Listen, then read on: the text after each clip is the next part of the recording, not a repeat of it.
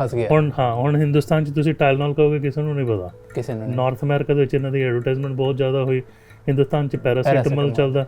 ਸੋ ਇਹ ਜਿਹੜੀ ਹੈਗੀ ਆ, ਕਿਉਂਕਿ ਆਪਾਂ ਜਿਹੜੀ ਹੈਗੀ ਕੈਪੀਟਲਿਸਟ ਕੰਟਰੀ 'ਚ ਰਹਿੰਦੇ, ਹਰ ਇੱਕ ਦਾ ਹੱਕ ਐਡਵਰਟਾਈਜ਼ਮੈਂਟ ਕਰਕੇ ਆਪਣਾ ਸੌਦਾ ਵੇਚਣਾ, ਲੇਕਿਨ ਜਿਹੜਾ ਜੈਨਰਿਕ ਹੁੰਦਾ ਉਹ ਕਈ ਵਾਰ ਅੱਧੀ ਕੀਮਤ 'ਚ ਹੁੰਦਾ, ਸਾਲਟ ਸੇਮ ਹੀ ਹੁੰਦਾ। ਜੌਨਸਨ ਐਂਡ ਜੌਨਸਨ ਤੇ ਟੇਵਾ ਫਾਰਮੇਸੀ ਇਹ ਬਹੁਤ ਹੋਲਡ ਕਰਦੇ ਆ, ਮੇਜਰ ਮੈਨੂਫੈਕਚਰਰ ਇਹੀ ਨੇ ਬੱਚਿਆਂ ਦੇ ਟਾਈਲਨੋਲ, ਆਈਬੂਪ੍ਰੋਫਨ ਚੀਜ਼ਾਂ ਵਾਸਤੇ। ਪ੍ਰੋਬਲਮ ਇਹ ਹੈਗਾ ਵੀ ਰॉ ਮਟੀਰੀਅਲ 65% ਹੁੰਦਾ ਚਾਈਨਾ ਤੋਂ, ਔਰ ਕੈਨੇਡਾ ਔਰ ਚਾਈਨਾ ਦੇ ਪੋਲੀਟੀਕਲ ਸੰਬੰਧ ਵੀ ਇੰਨੇ ਕੋਈ ਵਧੀਆ ਨਹੀਂ ਹੈਗੇ। ਸੋ ਉਹ ਵੀ ਹੈਗਾ ਵੀ ਉਹ ਮਿਲਦਾ, ਲੇਕਿਨ ਫਸਟ ਪ੍ਰਾਇੋਰਟੀ 'ਚ ਨਹੀਂ ਮਿਲਦਾ।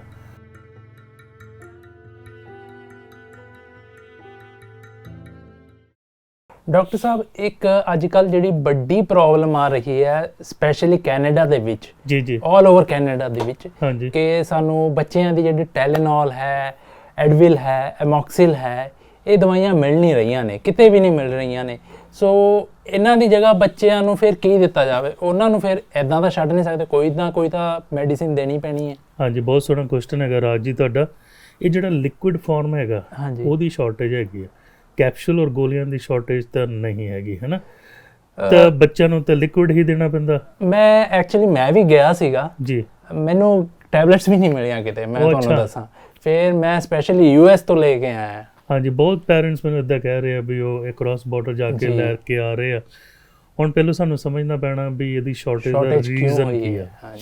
Record number of flu cases ਜਿਹੜੇ BC 'ਚ ਡਬਲ ਹੋਏ ਆ, ਓਨਟਾਰੀਓ ਕਿਊਬੈਕ 'ਚ ਟ੍ਰਿਪਲ ਹੋਏ ਆ, ਅਮਰੀਕਾ ਦੇ ਵਿੱਚ 4 ਟਾਈਮ ਜ਼ਿਆਦਾ, ਜੋ ਅਸੀਂ ਥੋੜ੍ਹੇ ਫਿਰ ਵੀ ਬਚੇ ਹੋਏ ਹਾਂ।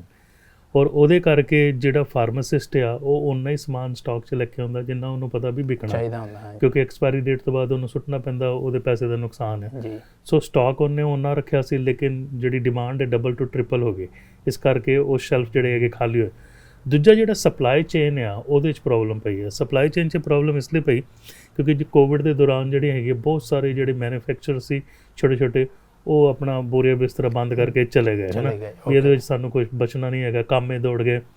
ਜੌਨਸਨ ਐਂਡ ਜੌਨਸਨ ਤੇ ਟੇਵਾ ਫਾਰਮੇਸੀ ਇਹ ਬਹੁਤ ਹੋਲਡ ਕਰਦੇ ਆ, ਮੇਜਰ ਮੈਨੂਫੈਕਚਰਰ ਇਹੀ ਨੇ ਬੱਚਿਆਂ ਦੇ ਟਾਈਲਨੋਲ, ਆਈਬੂਪ੍ਰੋਫਨ ਚੀਜ਼ਾਂ ਵਾਸਤੇ। ਪ੍ਰੋਬਲਮ ਇਹ ਹੈਗਾ ਵੀ ਰॉ ਮਟੀਰੀਅਲ 65% ਹੁੰਦਾ ਚਾਈਨਾ ਤੋਂ, ਔਰ ਕੈਨੇਡਾ ਔਰ ਚਾਈਨਾ ਦੇ ਪੋਲੀਟੀਕਲ ਸੰਬੰਧ ਵੀ ਇੰਨੇ ਕੋਈ ਵਧੀਆ ਨਹੀਂ ਹੈਗੇ। ਸੋ ਉਹ ਵੀ ਹੈਗਾ ਵੀ ਉਹ ਮਿਲਦਾ, ਲੇਕਿਨ ਫਸਟ ਪ੍ਰਾਇੋਰਟੀ 'ਚ ਨਹੀਂ ਮਿਲਦਾ। ਅਮਰੀਕਾ ਆਸਟ੍ਰੇਲੀਆ ਨੂੰ ਵਧੀਆ ਮਿਲ ਰਿਹਾ, ਔਰ ਇਸ ਵੇਲੇ ਅਗਰ ਆਪਾਂ ਕਹੀਏ ਤਾਂ ਅਸੀਂ ਜ਼ਿਆਦਾ ਆਸਟ੍ਰੇਲੀਆ ਔਰ ਅਮਰੀਕਾ ਤੋਂ ਹੀ ਬੇਨਤੀ ਕਰ ਰਹੇ ਹਾਂ ਵੀ ਸਾਨੂੰ ਸਪਲਾਈ ਦਿਓ। ਡਿਪੈਂਡੈਂਸ ਇਹਨਾਂ ਦੇ ਉੱਤੇ ਹੀ ਹੈ। ਹਾਂ, ਹੁਣ ਜਿਹੜੀ ਲੋਕਲ ਜਿਹੜੀ ਹੈਗੀ ਆ ਜੈਨਰਿਕ, ਆਪਾਂ ਜਿਹਨੂੰ ਨੋ ਨੇਮ ਬ੍ਰਾਂਡ ਕਹਿੰਦੇ ਆ, ਉਹ ਵੀ ਮਿਲ ਸਕਦੀ, ਜਿੱਦਾਂ ਲੰਡਨ ਡਰਗ ਆਪਣੀ ਬ੍ਰਾਂਡ ਨੇਮ ਦੀ ਬਣਾਉਂਦਾ, ਕਾਸਕੋ ਕਰਕਲੈਂਡ ਦੀ ਬ੍ਰਾਂਡ ਨੇਮ ਦੀ ਬਣਾਉਂਦਾ, ਹੈ ਨਾ। ਇਹਦਾ ਜਿਹੜਾ ਟਾਈਲਨੋਲ ਹੈ ਇਹ ਤਾਂ ਹੈਗਾ ਟ੍ਰੇਡ ਨੇਮ, ਜਿੱਦਾਂ ਹੁਣ ਕਾਰ ਹੈਗੀ ਆ ਹੋਂਡਾ ਆ, ਟੋਯੋਟਾ, ਨਿਸਾਨ ਹੈ, ਮਰਸੀਡੀਜ਼, ਲੇਕਿਨ ਇੰਜਨ ਤਾਂ ਇੰਜਨ ਹੀ ਹੈ। ਜਿਹੜਾ ਇਹਦਾ ਇੰਜਨ ਹੈ ਉਹ ਹੈਗਾ ਐਸੀਟਾਮਿਨੋਫੈਨ, ACITEMENOPHEN, ਜਿਹਨੂੰ ਆਪਾਂ ਹਿੰਦੁਸਤਾਨ 'ਚ ਪੈਰਾਸੀਟਾਮੋਲ ਵੀ ਕਹਿੰਦੇ ਹਾਂ। ਜਿਹੜਾ ਐਡਵਿਲ ਜਾਂ ਮੋਟਰੀਨ ਉਹਦਾ ਸਾਲਟ ਹੈਗਾ ਆਈਬੂਪ੍ਰੋਫਨ, IBUPROFN, ਤੇ ਉਹ ਜੈਨਰਿਕ ਵੀ ਮਿਲ ਸਕਦਾ। ਹੁਣ ਕਈ ਵਾਰ ਅਗਰ ਸਮਝੋ ਜੈਨਰਿਕ ਵੀ ਖਤਮ ਹੋ ਗਿਆ, ਕਈ ਪੈਰੈਂਟਸ ਨੂੰ ਪਤਾ ਵੀ ਉਹ ਵੀ ਸ਼ੈਲਫਾਂ ਤੋਂ ਚਲਾ ਗਿਆ, ਫਿਰ ਹੁਣ ਪੈਰੈਂਟਸ ਕਰਨ ਕੀ?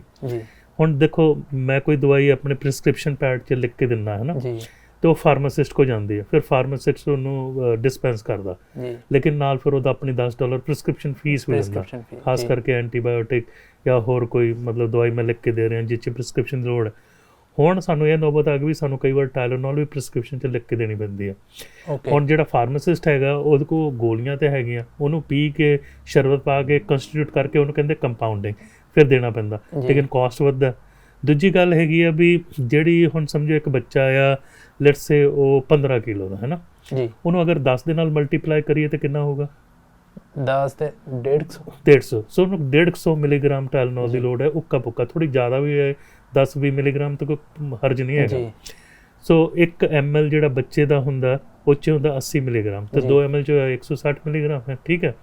ਅਗਰ ਉਹ ਲਿਕੁਇਡ ਨਹੀਂ ਮਿਲ ਰਹੀ, ਅਗਰ ਸਮਝੋ ਤੁਹਾਡੇ ਕੋਲ ਗੋਲੀ ਹੈਗੀ 325 ਵਾਲੀ, ਉਹ ਕੱਟ ਲਓ ਅੱਧੀ, ਉਹਨੂੰ ਪੀ ਲਓ, ਸ਼ਹਿਦ 'ਚ ਪਾ ਲਓ, ਜੂਸ 'ਚ ਪਾ ਲਓ ਤੇ ਦੇ ਲਓ, ਹੈ ਨਾ, ਉਹ ਵੀ ਅਸਰ ਤਾਂ ਓਨਾ ਹੀ ਹੋਊਗਾ। ਦੂਜੀ ਗੱਲ ਹੈਗੀ ਵੀ ਜਿਹੜਾ ਰੈਕਟਲ ਰੂਟ ਹੈਗਾ ਜਿੱਥੋਂ ਆਪਾਂ ਟੱਟੀ ਕਰਦੇ ਹਾਂ, ਉਹਦੀ ਟਾਈਲਨੋਲ ਦੀ ਸਪੋਜ਼ਿਟਰੀ ਮਿਲ ਰਹੀਆਂ, ਉਹ ਵੈਸਲਿਨ ਦੇ ਨਾਲ ਪਾ ਸਕਦੇ ਹਾਂ, ਚਿਲਡਰਨਸ ਟਾਈਲਨੋਲ। ਅਗਰ ਉਹਦਾ ਸਟਰੈਂਥ ਪੜ੍ਹ ਲਓ ਅਗਰ ਸਮਝੋ 360 ਮਿਲੀਗ੍ਰਾਮ ਦੀ ਹੈ ਤੁਹਾਨੂੰ ਅੱਧੀ ਦੇ ਦਿਓ, ਅਗਰ ਛੋਟਾ ਬੱਚਾ ਵੱਡਾ ਬੱਚਾ ਪੂਰੀ ਦੇ ਦਿਓ। ਹੁਣ ਜਿਹੜਾ ਡੋਜ਼ ਹੈ 10 ਤੋਂ 15 ਮਿਲੀਗ੍ਰਾਮ ਪਰ ਕਿਲੋਗ੍ਰਾਮ ਚੱਲਦਾ।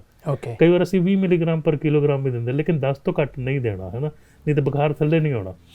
ਤੇ ਬੁਖਾਰ ਕਿਉਂ ਹੋ ਰਿਹਾ? ਕਿਉਂਕਿ ਵਾਇਰਸ ਦੇ ਨਾਲ ਸਾਡੀ ਬੋਡੀ ਜੂਝ ਰਹੀ ਹੈ, ਸਾਡਾ ਇਮਿਊਨ ਸਿਸਟਮ ਜਿਹੜਾ ਹੈਗਾ ਉਹਦੇ ਉੱਤੇ ਅਸਰ ਕਰ ਰਿਹਾ। ਹੁਣ ਜਿਹੜੀ ਤੀਜੀ ਗੱਲ ਚੱਲੀ ਸੀ ਅਮੋਕਸਿਲ ਦੀ, ਅਮੋਕਸਿਲ ਬੜੀ ਮਤਲਬ ਸਸਤੀ, ਟਿਕਾਊ, ਵਾਜਿਬ ਐਂਟੀਬਾਇਓਟਿਕ ਹੈਗੀ ਹੈ ਜਿਹੜੀ ਕੰਨ ਦੇ ਇਨਫੈਕਸ਼ਨ, ਨਿਮੋਨੀਆ 'ਚ ਯੂਜ਼ ਹੁੰਦੀ ਆ। ਤੇ ਓਨਟਾਰੀਓ ਤੋਂ ਪਹਿਲਾਂ ਖਬਰਾਂ ਆ ਰਹੀਆਂ ਸੀ ਵੀ ਇਹਦੀ ਸ਼ਾਰਟੇਜ ਪੈ ਰਹੀ ਹੈ। ਹੁਣ ਉਹਦਾ ਰੀਜ਼ਨ ਇਹੀ ਆ ਵੀ record number of flu cases, ਉਸ ਹਿਸਾਬ ਦੇ ਨਾਲ ਨਿਮੋਨੀਆ ਵੀ ਵਧਿਆ, ਕੰਨ ਦੇ ਇਨਫੈਕਸ਼ਨ ਵੀ ਵਧੇ, ਤੇ ਸਪਲਾਈ ਚੇਨ ਦਾ ਇਸ਼ੂ ਅਮੋਕਸਿਲ ਦਾ ਵੀ ਬਣਿਆ। ਲੇਕਿਨ ਅਮੋਕਸਿਲ ਦੇ ਜਿਹੜੇ ਕੈਪਸੂਲਸ ਹੈਗੇ ਆ, ਫਾਰਮਾਸਿਸਟ ਉਹਨੂੰ ਕੰਪਾਊਂਡ ਕਰਕੇ ਤੁਹਾਨੂੰ ਦੇ ਸਕਦੇ ਆ ਲਿਕੁਇਡ ਬਣਾ ਕੇ। ਨਹੀਂ ਤੇ ਦੂਜੀ ਐਂਟੀਬਾਇਓਟਿਕ ਹੈਗੀ ਆ ਬਾਇਐਕਸਿਨ, BIAXIN, ਸੁਪਰੈਕਸ, SUPRAX। ਸੋ ਬਦਲਵੇਂ ਸਾਡੇ ਕੋਲ ਐਂਟੀਬਾਇਓਟਿਕ ਵੀ ਹੈਗੇ ਆ ਜਿਹਦੇ ਨਾਲ ਬੱਚੇ ਦਾ ਕੰਨ ਦਾ ਇਨਫੈਕਸ਼ਨ ਤੇ ਨਿਮੋਨੀਆ ਦਾ ਇਲਾਜ ਕੀਤਾ ਜਾ ਸਕਦਾ। ਹੁਣ ਮਾਨਯੋਗ ਸਾਡੇ ਪ੍ਰਧਾਨ ਮੰਤਰੀ ਰਾਈਟ ਆਨਰੇਬਲ ਜਸਟਿਨ ਟਰੂਡੋ ਜੀ, ਉਹਨਾਂ ਨੇ ਕੁਝ ਦਿਨ ਪਹਿਲਾਂ ਕਿਹਾ ਸੀ ਵੀ ਫਾਰਮੇਸੀਆਂ ਦੇ ਵਿੱਚ ਵੀ ਉਹ ਸਟਾਕ ਮੰਗਾ ਰਹੇ ਆ ਦੂਜੀ ਕੰਟਰੀ ਤੋਂ, ਤੇ ਹਸਪੀਟਲ ਦੇ ਵਿੱਚ ਜਿਹੜਾ ਹੈਗਾ ਉਹ ਆਸਟ੍ਰੇਲੀਆ ਤੇ ਅਮਰੀਕਾ ਤੋਂ ਸਟਾਕ ਆ ਰਿਹਾ। ਕਿਉਂਕਿ ਹੁਣ ਸਮਝੋ ਕੋਈ ਬੱਚਾ ਹੈ ਜਿਹਨੂੰ ਬਹੁਤ ਬੁਖਾਰ ਆ, ਸਾਰੇ ਦਫ਼ਤਰ ਬੰਦ ਆ, ਵਾਕ ਇਨ ਕਲੀਨਿਕ ਨਹੀਂ ਆ, ਉਹ ਐਮਰਜੈਂਸੀ ਚਲਾ ਗਿਆ, ਅਗਰ ਐਮਰਜੈਂਸੀ 'ਚ ਦਵਾਈ ਨਹੀਂ ਤੇ ਉਹ ਕੀ ਕਰਨਗੇ? ਪਹਿਲੀ ਗੱਲ ਤਾਂ ਐਮਰਜੈਂਸੀ 'ਚ ਲੈਂਦੇ ਹੀ ਨਹੀਂ ਹੈ ਬੱਚੇ, ਵੇਟ ਹੀ ਬਹੁਤ ਕਰਨਾ ਪੈਂਦਾ ਉੱਥੇ। ਚਲੋ 8-10 ਘੰਟੇ ਵੇਟ ਤੋਂ ਬਾਅਦ ਤੁਹਾਡੀ ਵਾਰੀ ਆ ਗਈ ਤੇ ਫਿਰ ਦਵਾਈ ਤਾਂ ਦੇਣੀ ਪੈਣੀ ਹੈ ਨਾ। ਸੋ ਇਸ ਲਈ ਨਾਲ ਕੁਝ ਤੁਹਾਨੂੰ 2-4 ਡੋਜ਼ਸ ਘਰ ਵਾਸਤੇ ਵੀ ਦੇਣੇ ਪੈਣੇ ਉਹਨਾਂ ਨੂੰ। ਸੋ ਇਸ ਲਈ ਹਸਪੀਟਲ ਨੂੰ ਜਿਹੜਾ ਹੈਗਾ ਸਟਾਕ ਜਿਹੜਾ ਹੈਗਾ ਅਸੀਂ ਆਸਟ੍ਰੇਲੀਆ ਔਰ ਅਮਰੀਕਾ ਦੇ ਰਿਣੀ ਆ ਵੀ ਸਾਨੂੰ ਸਪਲਾਈ ਕਰੀ ਜਾ ਰਹੇ ਆ, ਲੇਕਿਨ ਇਹ ਸ਼ਾਰਟ ਟਰਮ ਹੋਊਗਾ। ਲੇਕਿਨ ਇਸ ਤੋਂ ਲਰਨ ਕਰਨ ਵਾਲੀ ਗੱਲ ਇਹ ਹੈ ਰਾਜ ਜੀ ਵੀ ਆਪਾਂ ਕਿਉਂ ਨਹੀਂ ਕੈਨੇਡਾ ਦੇ ਵਿੱਚ ਆਪਣੀ ਖੁਦ ਮੈਨੂਫੈਕਚਰਿੰਗ ਪਲਾਂਟ ਲਾਉਂਦੇ ਆ ਨਾ। ਹੁਣ ਸਾਡੀ ਆਬਾਦੀ ਜਿਹੜੀ ਹੈਗੀ ਆ 38 ਮਿਲੀਅਨ ਦੇ ਲਾਗੇ ਹੋ ਗਈ, ਵੱਧਦੀ ਜਾ ਰਹੀ ਹੈ। ਆਉਣ ਵਾਲੇ 5 ਸਾਲ 'ਚ 50 ਮਿਲੀਅਨ ਤੱਕ ਆਪਾਂ ਅੱਪੜ ਜਾਣਾ, ਔਰ 5 ਲੱਖ ਇਮੀਗ੍ਰੈਂਟ ਅਸੀਂ ਹਰ ਸਾਲ ਮੰਗਾ ਰਹੇ ਹਾਂ, ਔਰ ਉਹ ਯੰਗ ਮੰਗਾ ਰਹੇ ਜਿਨ੍ਹਾਂ ਨੇ ਵਿਆਹ ਕਰਾਉਣੇ ਆ, ਬੱਚੇ ਹੋਣੇ, ਸੋ ਸਟੂਡੈਂਟਸ ਵੀ ਆ। ਸੋ ਅਸੀਂ ਚਾਹੁੰਦੇ ਆ ਵੀ ਸਾਡੇ ਇੱਥੇ ਵੀ ਪਲਾਂਟਸ ਹੋਣ, ਔਰ ਆਸਟ੍ਰੇਲੀਆ 'ਚ ਜਿੱਦਾਂ ਪਲਾਂਟਸ ਲੱਗੇ ਆ, ਅਮਰੀਕਾ 'ਚ ਲੱਗੇ ਆ, ਤੇ ਕੈਨੇਡਾ 'ਚ ਵੀ ਲੱਗ ਸਕਦੇ ਆ। ਬੜਾ ਸਸਤਾ ਇਹਦਾ ਸਾਲਟ ਜਿਹੜਾ ਹੈਗਾ, ਬੜਾ ਈਜ਼ੀ ਹੈਗਾ। ਠੀਕ ਹੈ, ਜਿਹੜੇ ਨਾ ਫੈਕਟਰੀਜ਼, ਮੈਨੂਫੈਕਚਰਿੰਗ ਪਲਾਂਟਸ ਇੱਥੇ ਛੋਟੇ ਛੋਟੇ ਲੱਗੇ ਸੀ, ਉਹਨਾਂ ਦੇ ਜਿਹੜੇ ਕੰਮੇ ਚਲੇ ਗਏ ਕੋਵਿਡ ਦੇ, ਜਿਹੜੇ ਨਵੇਂ ਉਹਨਾਂ ਨੂੰ ਹਾਇਰ ਕਰਨੇ ਪੈ ਰਹੇ ਆ, ਉਹਨਾਂ ਨੂੰ ਰੀਟ੍ਰੇਨਿੰਗ ਕਰਨਾ ਪੈਂਦਾ, ਕਿਉਂਕਿ ਬੱਚੇ ਦੀ ਜਿਹੜੀ ਹੈਗੀ ਡੋਸੇਜ ਬਣਾਉਣਾ, ਕੰਸਟੀਟਿਊਟ ਕਰਨਾ, ਲੇਬਲਿੰਗ ਲਾਉਣਾ ਪ੍ਰੋਪਰ ਹੋਣਾ ਚਾਹੀਦਾ, ਪੈਕੇਜਿੰਗ ਪ੍ਰੋਪਰ, ਸੇਫਟੀ ਇਸ਼ੂ ਹੁੰਦਾ ਬੇਸਿਕਲੀ। ਸੋ ਆਪਾਂ ਟ੍ਰੇਨਿੰਗ ਕਿਉਂ ਨਹੀਂ ਦਿੰਦੇ, ਕਿਉਂ ਨਹੀਂ ਆਪਾਂ ਇਹਨੂੰ ਨਵੇਂ ਪਲਾਂਟ ਲਾਉਂਦੇ? ਪੀਪਲ ਔਰ ਪਬਲਿਕ ਤੇ ਪ੍ਰੋਵਿੰਸ਼ੀਅਲ PPP ਤਿੰਨੋਂ, ਗਵਰਨਮੈਂਟ ਵੀ, ਪ੍ਰਾਈਵੇਟ ਐਂਟਰਪ੍ਰਾਈਜ਼ ਤੇ ਪਬਲਿਕ ਵੀ ਇਹਦੇ ਵਿੱਚ ਹਿੱਸਾ ਪਾ ਕੇ ਪਲਾਂਟਸ ਲਗਾ ਸਕਦੇ ਆ। ਜਿੱਦਾਂ ਸਮਝੋ ਜਿੱਦਾਂ ਹਿੰਦੁਸਤਾਨ 'ਚ ਡੇਅਰੀ ਦੇ ਜਿਹੜੇ ਹੁੰਦੇ ਆ ਵੱਡੇ ਵੱਡੇ ਯੂਨੀਅਨ ਹੁੰਦੇ ਨਾ, ਉੱਦਾਂ ਆਪਾਂ ਇਹਨੂੰ ਪਬਲਿਕ ਕਰ ਸਕਦੇ ਹਾਂ, ਔਰ ਸਾਨੂੰ ਕਰਨਾ ਵੀ ਚਾਹੀਦਾ, ਕਿਉਂਕਿ ਕੈਨੇਡਾ ਜਿਹੜਾ ਹੈਗਾ ਇਹ G7 ਦਾ ਬਹੁਤ ਅੱਛਾ ਵੱਡਾ ਪਾਰਟ ਹੈਗਾ। ਅਸੀਂ ਫਸਟ ਵਰਲਡ ਕੰਟਰੀ ਹੈਗੇ ਹਾਂ, ਔਰ ਇਹ ਜਿਹੜੀਆਂ ਹਾਸੋ ਖੇਣੀਆਂ ਲੱਗਦੀਆਂ ਵੀ ਸਾਡੀ ਕੰਟਰੀ 'ਚ ਬੇਸਿਕ ਦਵਾਈਆਂ ਨਹੀਂ ਮਿਲ ਰਹੀਆਂ। ਸੋ ਹੈਲਥ ਕੇਅਰ ਸਿਸਟਮ ਦੇ ਉੱਤੇ ਤਵੱਜੋ ਦੇਣੀ ਚਾਹੀਦੀ ਆ। ਜਿਹੜੇ ਸਾਡੇ ਪ੍ਰੋਵਿੰਸ਼ੀਅਲ ਹੈਲਥ ਮਿਨਿਸਟਰ ਆ, ਰਾਈਟ ਆਨਰੇਬਲ ਏਡਰੀਅਨ ਡਿਕ ਸਾਹਿਬ, ਉਹ ਵੀ ਮਿਹਨਤ ਕਰ ਰਹੇ ਆ। ਫੈਡਰਲ ਹੈਲਥ ਮਿਨਿਸਟਰ ਨੂੰ ਵੀ ਇਨਵੋਲਵ ਹੋਣਾ ਚਾਹੀਦਾ, ਸਾਨੂੰ ਸਾਰਿਆਂ ਨੂੰ ਇਨਵੋਲਵ ਹੋਣਾ ਚਾਹੀਦਾ, ਔਰ ਅਸੀਂ ਮੁਹਿੰਮ ਲੈ ਕੇ ਆਈਏ ਵੀ ਕੈਨੇਡਾ ਦੇ ਵਿੱਚ ਵੀ ਇਹਦੇ ਪ੍ਰੋਡਕਸ਼ਨ ਪਲਾਂਟ ਸਦੀ ਵੀ ਲੱਗਣ ਔਰ ਕਦੀ ਬੰਦ ਨਾ ਹੋਣ। ਇੱਕ ਦੂਜਾ ਬੜਾ ਇੱਕ ਸਵਾਲ ਆਉਂਦਾ ਹੈ ਕਿ ਜਿੱਦਾਂ ਬ੍ਰਾਂਡ ਨੇਮਸ ਨੇ, ਟੈਲੇਨੋਲ ਹੋ ਗਿਆ, ਐਡਵਿਲ ਹੋ ਗਿਆ, ਅਸੀਂ ਲੋਕ ਜ਼ਿਆਦਾ ਉਹ ਯੂਜ਼ ਕਰਦੇ ਹਾਂ ਇੰਸਟੈਡ ਆਫ ਜੈਨੇਰਿਕ। ਜੀ ਆਪਾਂ ਨੂੰ ਇਹ ਵੀ ਦੇਖਣਾ ਚਾਹੀਦਾ ਹੈ ਕਿ ਆਪਾਂ ਜੈਨੇਰਿਕ ਵੀ ਯੂਜ਼ ਕਰੀਏ ਕਿ ਇਹਨਾਂ 'ਚ ਕੋਈ ਫਰਕ ਹੈ? ਫਰਕ ਤਾਂ ਕੋਈ ਨਹੀਂ ਫਰਕ। ਦੇਖੋ ਜਿਹੜਾ ਨਾ ਬ੍ਰਾਂਡ ਨੇਮ ਵਾਲਾ ਹੈਗਾ, ਉਹਨੇ ਐਡਵਰਟਾਈਜ਼ਮੈਂਟ ਇੰਨੀ ਕੀਤੀ ਵੀ ਉਹ ਤੁਹਾਡੇ ਜ਼ਿਹਨ 'ਚ ਚਲਾ ਗਿਆ, ਫਸ ਗਿਆ। ਹੁਣ ਹਿੰਦੁਸਤਾਨ 'ਚ ਤੁਸੀਂ ਟਾਈਲਨੋਲ ਕਹੋਗੇ, ਕਿਸੇ ਨੂੰ ਨਹੀਂ ਪਤਾ, ਕਿਸੇ ਨੂੰ। ਨਾਰਥ ਅਮਰੀਕਾ ਦੇ ਵਿੱਚ ਇਹਨਾਂ ਦੀ ਐਡਵਰਟਾਈਜ਼ਮੈਂਟ ਬਹੁਤ ਜ਼ਿਆਦਾ ਹੋਈ, ਹਿੰਦੁਸਤਾਨ 'ਚ ਪੈਰਾਸੀਟਾਮੋਲ ਚੱਲਦਾ। ਸੋ ਇਹ ਜਿਹੜੀ ਹੈਗੀ ਆ, ਕਿਉਂਕਿ ਆਪਾਂ ਜਿਹੜੀ ਹੈਗੀ ਕੈਪੀਟਲਿਸਟ ਕੰਟਰੀ 'ਚ ਰਹਿੰਦੇ, ਹਰ ਇੱਕ ਦਾ ਹੱਕ ਹੈ ਐਡਵਰਟਾਈਜ਼ਮੈਂਟ ਕਰਕੇ ਆਪਣਾ ਸੌਦਾ ਵੇਚਣਾ। ਲੇਕਿਨ ਜਿਹੜਾ ਜੈਨੇਰਿਕ ਹੁੰਦਾ ਉਹ ਕਈ ਵਾਰ ਅੱਧੀ ਕੀਮਤ 'ਚ ਹੁੰਦਾ, ਸਾਲਟ ਸੇਮ ਹੀ ਹੁੰਦਾ। ਹੋ ਸਕਦਾ ਵੀ ਜਿਹੜੀ ਟਾਈਲਨੋਲ ਆ ਉਹਦੇ ਟੇਸਟ ਦਾ ਸ਼ਰਬਤ ਕੋਈ ਵੱਖਰੇ ਰੰਗ ਦਾ ਹੋਏ, ਦੂਜੇ ਦਾ ਵੱਖਰੇ ਦਾ ਹੋਏ, ਲੇਕਿਨ ਅਸਰ ਸੇਮ ਹੋਊਗਾ। ਅਸਰ ਸੇਮ ਹੈ ਦੋਨਾਂ ਦਾ। ਜਿਹੜਾ ਮੈਡੀਕਲ ਸਾਲਟ ਹੈ ਉਹ ਸੇਮ ਹੈਗਾ, ਨਹੀਂ ਤੇ ਹੈਲਥ ਕੈਨੇਡਾ ਉਹਨਾਂ ਨੂੰ ਪਰਮਿਸ਼ਨ ਨਹੀਂ ਦਿੰਦੀ। ਉਹਦੇ ਨਾਲ ਨਾ ਇਹ ਤੇ ਹੈਗੀਆਂ ਸਸਤੀਆਂ ਦਵਾਈਆਂ ਜਿਹੜੀ ਓਵਰ ਦਾ ਕਾਊਂਟਰ $8-10 'ਚ ਮਿਲ ਜਾਂਦੀਆਂ ਨੇ। ਜਿਹੜੀਆਂ ਮਹਿੰਗੀਆਂ ਦਵਾਈਆਂ ਉਹ ਵੀ ਜੈਨੇਰਿਕ ਜਿਹੜੀਆਂ ਹੈਗੀਆਂ ਅਵੇਲੇਬਲ ਹੈਗੀਆਂ, ਮਿਲ ਜਾਂਦੀਆਂ, ਤੇ ਸਾਨੂੰ ਜੈਨੇਰਿਕ ਦੇ ਉੱਤੇ ਵੀ ਫੋਕਸ ਕਰਨਾ ਚਾਹੀਦਾ। ਐਪੋਟੈਕਸ ਕਰਕੇ ਕੰਪਨੀ ਹੈਗੀ ਹੈ ਕਿਊਬੈਕ 'ਚ, ਉਹ ਬਣਾਉਂਦੀ ਹੈ ਜੈਨੇਰਿਕ ਦਵਾਈਆਂ। ਅਗਰ ਆਪਾਂ ਜੈਨੇਰਿਕ ਦੇ ਪਲਾਂਟਸ ਵੀ ਇੱਥੇ ਲਾਈਏ ਤੇ ਗਵਰਨਮੈਂਟ ਨੂੰ ਵੀ ਫਾਇਦਾ, ਪਬਲਿਕ ਨੂੰ ਵੀ ਫਾਇਦਾ, ਦਵਾਈਆਂ ਜਿਹੜੀਆਂ ਹੈਗੀਆਂ ਹੋਰ ਸਸਤੀਆਂ ਹੋਣਗੀਆਂ। ਹਰ ਜਿਹੜਾ ਨਾ ਵੱਡੀ ਜਿਹੜੀ ਮੈਨੂਫੈਕਚਰਿੰਗ ਅਦਾਰਾ ਜਾਂ ਵੱਡੀ let's say Johnson and Johnson ਬਹੁਤ ਵੱਡਾ ਅਦਾਰਾ, ਉਹ ਇੱਕ ਅਗਰ ਨਵੀਂ ਦਵਾਈ ਦੀ ਕਾਢ ਕਰ ਰਿਹਾ ਉਹਦੇ ਉੱਤੇ ਉਹ ਰਿਸਰਚ ਐਂਡ ਡਿਵੈਲਪਮੈਂਟ 'ਚ ਬੜਾ ਇਨਵੈਸਟ ਕਰਦੇ ਆ। ਫਿਰ ਉਹਨਾਂ ਦੀ ਦਵਾਈ ਜਿਹੜੀ ਅਪਰੂਵ ਹੋ ਗਈ, ਫਿਰ 10 ਸਾਲ ਦਾ ਉਹਨਾਂ ਕੋਲ ਪੈਟਰਨ ਹੁੰਦਾ ਵੀ ਇਹਨਾਂ ਨੇ ਬਹੁਤ ਮਿਹਨਤ ਕੀਤੀ, ਬਿਲੀਅਨਸ ਆਫ ਡਾਲਰ ਲਾਏ ਵੀ 10 ਸਾਲ ਐਕਸਕਲੂਸਿਵਲੀ ਇਹੀ ਵੇਸ ਹੈ। ਲੇਕਿਨ 10 ਸਾਲ ਤੋਂ ਬਾਅਦ ਉਹ ਪੈਟਰਨ ਖਤਮ ਹੋ ਜਾਂਦਾ। ਉਹ ਫਿਰ ਸਾਲਟ ਹੈ, ਕੋਈ ਵੀ ਫਾਰਮਾਸਿਸਟ ਨੂੰ ਉਹ ਸਾਲਟ ਬਾਰੇ ਪਤਾ ਹੁੰਦਾ, ਕੋਈ ਵੀ ਮੈਨੂਫੈਕਚਰ ਕਰ ਸਕਦਾ। ਸੋ ਆਪਾਂ ਕਿਉਂ ਨਾ ਜਿਹੜੇ ਪੈਟੈਂਟ ਐਕਸਪਾਇਰ ਹੋਏ ਆ ਉਹਨਾਂ ਨੂੰ ਆਪਾਂ ਜੈਨਰਿਕ 'ਚ ਲੈ ਕੇ ਆਈਏ ਤੇ ਲੋਕਾਂ ਦੀ ਵੀ ਜਿਹੜੀ ਜ਼ਿੰਦਗੀ ਜਿਹੜੀ ਸੌਖੀ ਹੋਵੇ, ਤਾਂ ਕਿ ਦਵਾਈਆਂ ਦੇ ਵਿੱਚ ਇੰਨੇ ਪੈਸੇ ਔਰ ਖੱਜਲ ਖਰਾਬੀ ਨਾ ਹੋਵੇ। ਡਾਕਟਰ ਸਾਹਿਬ ਇੱਕ ਹੋਰ ਗੱਲ ਹੈ, ਜਿੱਦਾਂ ਆਪਾਂ ਸਟੋਰ ਤੇ ਦਵਾਈਆਂ ਲੈਣ ਜਾਂਦੇ ਹਾਂ, ਵਾਲਮਾਰਟ ਹੋ ਗਿਆ, ਲੰਡਨ ਡਰੱਗਸ ਹੋ ਗਿਆ, ਕਿਤੇ ਵੀ ਇਹਨਾਂ ਨੇ ਸਾਰਿਆਂ ਨੇ ਟੈਲੇਨੋਲ ਹੀ ਰੱਖੀ ਹੁੰਦੀ ਹੈ, ਮੈਕਸਿਮਮ ਟੈਲੇਨੋਲ ਐਡਵਿਲ, ਜੈਨਰਿਕ ਹੈ ਅੱਗੇ ਹੁੰਦੀਆਂ ਹੀ ਨਹੀਂ। ਇਹਦਾ ਕੀ ਰੀਜ਼ਨ ਹੈ? ਦੇਖੋ ਗੱਲ ਇੱਦਾਂ ਵੀ ਹੁਣ ਅਗਰ ਤੁਸੀਂ ਬਿਜ਼ਨਸ 'ਚ ਹੋ ਨਾ ਜੀ, ਤੁਸੀਂ ਕੋਈ ਚੀਜ਼ ਬਾਏ ਕੀਤੀ 100 ਦੀ ਔਰ ਤੁਸੀਂ 200 ਦੀ ਵੇਚਦੇ ਹੋ ਤੇ ਤੁਹਾਨੂੰ $100 ਬਚਦੇ ਆ, ਠੀਕ ਹੈ। ਅਗਰ ਕੋਈ ਚੀਜ਼ ਤੁਸੀਂ 100 ਦੀ ਬਾਏ ਕੀਤੀ ਹੈ ਔਰ 110 ਦੀ ਵੇਚਦੇ ਹੋ ਤਾਂ ਤੁਹਾਨੂੰ ਸਿਰਫ 10 ਬਚਦੇ। ਸੋ ਇਹ ਮੈਂ ਫਿਰ ਜ਼ਿਕਰ ਕੀਤਾ ਕੈਪੀਟਲਿਸਟ ਕੰਟਰੀ ਆ, ਸੋ ਇਸ ਲਈ ਜਿਹੜਾ ਹੈਗਾ ਹੈਵੀ ਪ੍ਰਮੋਸ਼ਨ ਹੁੰਦਾ, ਹੈਵੀ ਬੋਨਸਿਸ ਮਿਲਦੇ ਆ ਵੀ ਜਿੰਨਾ ਉਹਨਾਂ ਦਾ ਸੌਦਾ ਵਿਕੇਗਾ ਉਹਨਾਂ ਨੂੰ ਪੈਸੇ ਮਿਲਣਗੇ। ਸੋ ਇਹ ਜਿਹੜੀਆਂ ਗੱਲਾਂ ਜਿਹੜੀਆਂ ਇਹ ਸਾਨੂੰ ਵਾਚਣੀ ਚਾਹੀਦੀਆਂ। ਲੇਕਿਨ ਸਾਨੂੰ ਨਾ ਜਿਹੜਾ ਨੋ ਨੇਮ ਬ੍ਰਾਂਡ ਆ ਉਹਦੇ ਉੱਤੇ ਗਵਰਨਮੈਂਟ ਨੂੰ ਅੰਡਰਟੇਕਿੰਗ ਆਪ ਲੈਣੀ ਚਾਹੀਦੀ ਹੈ।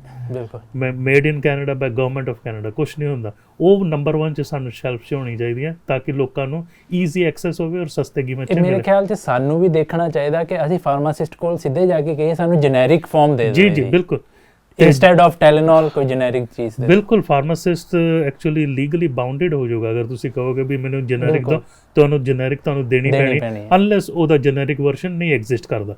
ਅਗਰ ਉਸ ਚੀਜ਼ ਦਾ ਜੈਨਰਿਕ ਵਰਜ਼ਨ ਐਗਜ਼ਿਸਟ ਕਰਦਾ ਤਾਂ ਉਹਨੂੰ ਜੈਨਰਿਕ ਹੀ ਤੁਹਾਨੂੰ ਦੇਣੀ ਪਏਗੀ।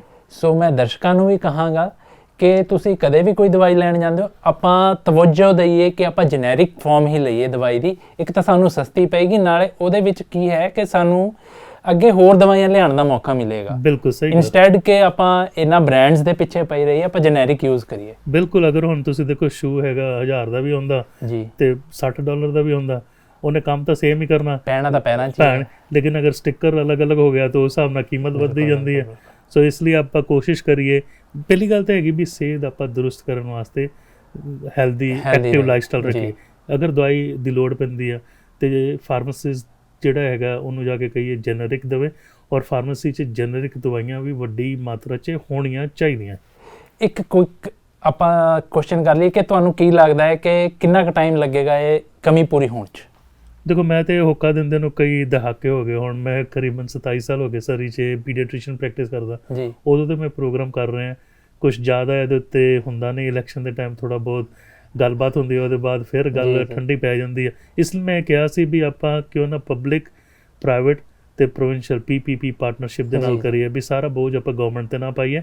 ਆਪਾਂ ਵੀ ਜਿਹੜੇ ਹੈਗੇ ਪ੍ਰਾਈਵੇਟ ਜਿਹੜੇ ਇਨਵੈਸਟਰਸ ਆ ਉਹ ਤੇ ਜਿਹੜੇ ਪਬਲਿਕ ਹੈਗੇ ਉਹਨਾਂ ਨੂੰ, ਔਰ ਮੈਨੂੰ 100% ਮੈਂ ਕਹੂੰਗਾ ਬਈ ਇਹ ਸਾਰੇ ਪਲਾਂਟਸ ਜਿਹੜੇ ਹੈਗੇ ਸਕਸੈਸਫੁਲ ਹੋਣਗੇ, ਇਹਦੇ ਵਿੱਚੋਂ ਰੈਵਨਿਊ ਵੀ ਆਊਗਾ ਤੇ ਸਾਰੇ ਉਹਦਾ ਡਿਵੀਡੈਂਡਸ ਲੈ ਸਕਦੇ, ਪਬਲਿਕ ਵੀ ਲੈ ਸਕਦੀ, ਪ੍ਰਾਈਵੇਟ ਐਂਟਰਪ੍ਰਾਈਜ਼ ਵੀ ਲੈ ਸਕਦੀ, ਸਰਕਾਰ ਵੀ ਲੈ ਸਕਦੀ। ਸੋ ਜਿਹੜੀਆਂ ਇਹ ਗੱਲਾਂ ਹੈਗੀਆਂ ਆਪਾਂ ਨੂੰ ਹੁਣ ਸੋਚ ਕੇ ਇਹਦੇ ਨੀਂਹ ਪੱਥਰ ਹੋਣ ਰੱਖਣੇ ਚਾਹੀਦੇ ਤਾਂ ਕਿ ਆਉਣ ਵਾਲੀ ਸਾਡੀ ਜਨਰੇਸ਼ਨ ਉਹਨਾਂ ਨੂੰ ਖੱਜਲ ਖਰਾਬੀ ਨਾ ਹੋਵੇ। ਸੋ ਦਰਸ਼ਕੋ ਤੁਸੀਂ ਦੇਖਿਆ ਕਿ ਕਿੱਦਾਂ ਡਾਕਟਰ ਸਾਹਿਬ ਨੇ ਚੰਗੀ ਤਰ੍ਹਾਂ ਸਾਰੀ ਦਵਾਈਆਂ ਦਾ ਵੇਰਵਾ ਦਿੱਤਾ ਕਿ ਕਿਹੜੀ ਅਵੇਲੇਬਲ ਹੈ ਕਿਹੜੀ ਨਹੀਂ ਹੈ।